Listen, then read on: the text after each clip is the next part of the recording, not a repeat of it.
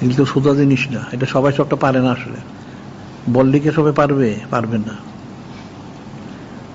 তুর পাহাড়ে এক কাতরা ইয়া পড়ার কারণে সম্মানিত হয়ে গেছে, অন্য পাহাড় তো সম্মানিত হইল না, পড়ে না সেখানে। সেজন্য সবাই কি সব করতে পারে? যার অন্তরে হাকিকতি মহব্বত থাকবে সে সুন্নত প্রচার করতে পারবে, সে সুন্নত পালন করতে পারবে, সে নূরে মুজাসসাম হাবিবুল্লাহ সানাজিবত করতে পারবে, ওনার জন্য সে সব কোরবান করতে পারবে, যার অন্তরে মহব্বতটা আছে। আর মহব্বত না থাকলে কোনোদিন পারবে না, কোনোদিন সম্ভব না। মহব্বত ছাড়া কোনো কাজ হয় না। যে জায়গায় মহব্বত করে সে তার কথা সারাদিন বলে, আর মহব্বত না থাকলে কোনোদিন ভুলেও বলে না। তো সোজা জিনিস, কঠিন জায়গা, খুব সহজ জিনিস এটা। এখন তোমরা খাতা বানায় দাও, ঠিক আছে, কি করে দেখো। বিষয়গুলি তো অনেক সূক্ষ্ম বিষয়, মানুষ তো এগুলি বুঝেই না।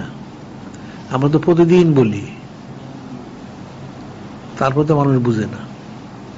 এই জন্য বলি যে 1,24,000 অথবা 2,24,000 নবী রাসূল আছে, ওনারা জমিনে তার সীমা আনছেন, মানুষকে নসিহত করছেন। কয়টা লোকই বানাচ্ছে?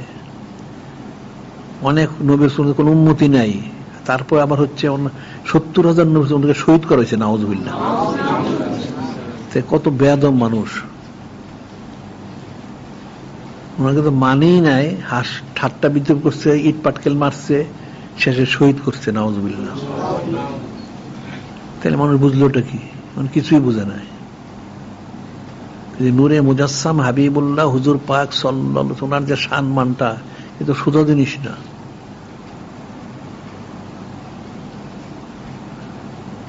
এখন আমরা অনন্তকাল জারি করছি এখানে, তাদের বিশেষ ইন্তজাম, সবটাই তো ফজিলতপূর্ণ, সবটাই তো নূরে মুজাসসাম হাবিবুল্লাহ হুজুর পাক সাল্লাল্লাহু আলাইহি ওনার সাথে নিযুতপূর্ণ। আল্লাহ পাক ওনার সাথে, আল্লাহ পাক ওনার আমল এটা। আল্লাহ স্বয়ং নিজেই সালাত পেশ করে যাচ্ছেন, সমস্ত ফেরেশতাদের জন্য ফরজ আইন করছেন। কেউ যদি পাঠ না করলে তার মাকামটা বাদ হয়ে যায়। তাইলে এটা ফজিলতটা কতটুকু? তাহলে নূরে মুজাসসাম হাবিবুল্লাহ হুজুর পাক সালাত সালাম পেশ করার ফজিলত কতটুকু? এটা ফিকির করো। স্বয়ং যিনি মালিক, যিনি খলিক আল্লাহ, তিনি করছেন 24 ঘন্টা।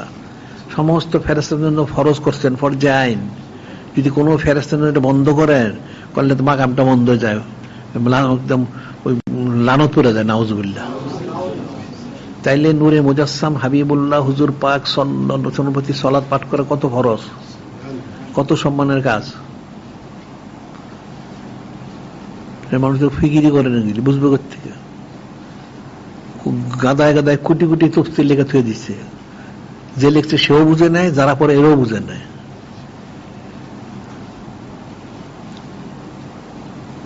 এটা তো সোজা জিনিস তো না। আর মানুষ কোনো ফিকির করে না, ফিকির না করলে বোঝা যায় না। ফিকরু সাতিন খরিমুন সিত্তিন হাসানা মেয়াদ হাসানা আলফে হাসানা। কিছু না ফিকির করা হচ্ছে 60 বছর, 100 বছর, 1000 বছরের এবাদত থেকে উত্তম। সুবহানাল্লাহ।